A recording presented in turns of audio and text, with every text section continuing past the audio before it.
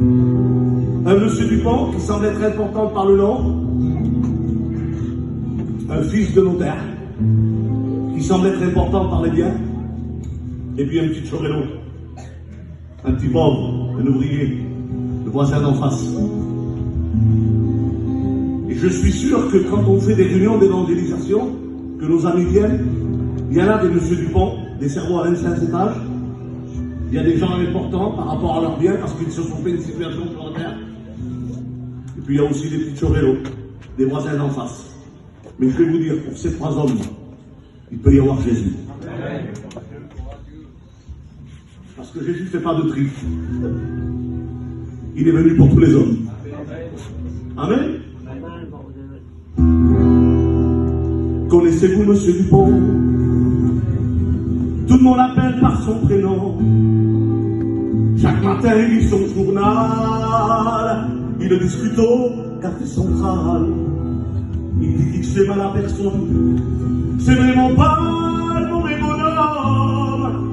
Mais paraît qu'il est mort hier soir. On a bien du mal à le croire. A-t-il pensé à l'éternité? Lui qui était au courant de tout. De Dieu, il ne parlait jamais.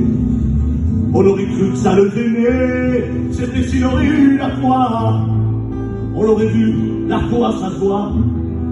On aurait dû lui en parler.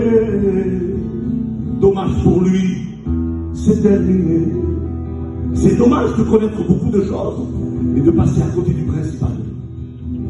Paraît-il qu'il y a le fils du notaire. Il s'est sauvé de sa maison.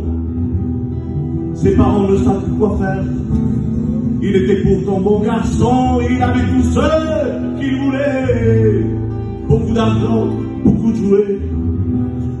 Mais un jour on a appris qu'il se droguait. Pourquoi? Parce qu'il n'était pas comblé. Parce qu'il n'était jamais satisfait. Le projet des parents, on a voulu comme pour son père, qu'il réussisse bien sur la terre, avoir une bonne situation. Il disait, c'était le mieux pour notre garçon. Eux disaient, les choses de Dieu, c'est pas pour nous. Nous on pense bien plus aux gros sous. Quel dommage Seigneur. Mais maintenant notre fils, il est perdu. Et peut-être qu'on ne le reverra jamais plus. Ça c'est triste. Vous savez, on va parler un peu de l'héritage ce matin, sur la note. L'héritage que l'on va laisser. Ne nous trompons pas. Il faut que l'héritage qu'on laisse soit la bonne.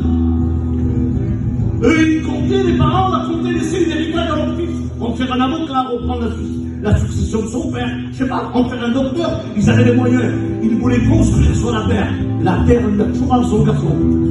Il l'a mené au plus loin dans la mer. Il l'a fait dévorer par les requins. Si nous devons laisser un héritage, c'est celle que le Seigneur nous a donnée. C'est notre patrimoine à nous, ça. C'est notre richesse. Regardez l'autre. On mise pas du mal sur lui. Paraît-il qu'il y a le voisin d'en face. Et puis il y a les enfants ont peur, attendons peur d'entrer en face.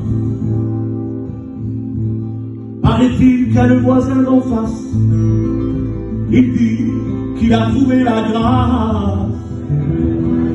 Depuis, il ne va plus au café, il n'y a plus.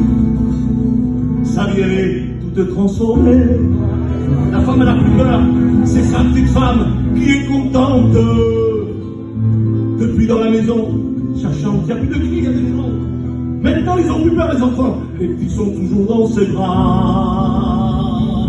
Ils n'ont plus peur de leur. Il a compris notre voisin. Il a choisi le bon chemin. Il a donné son cœur à Dieu. Et maintenant il est heureux. Il y en a qui se moquent de lui. Moi je trouve qu'il a bien choisi. Parce que un jour j'ai fait aussi comme lui. J'ai donné mon cœur à Jésus. Jésus m'a donné le salut. j'ai plus peur dans la vie, car avec moi il y a Jésus-Christ, il est avec moi tous les jours. Il m'entoure de ses bras d'amour, Jésus est mon meilleur ami. Vous savez, il faut une preuve, hein? C'est facile de dire mon ami. Un petit geste dans le dos comme ça, un petit tapement dans le dos. T'es mon ami. Il faut une preuve. Jésus est mon meilleur ami, parce qu'il a prouvé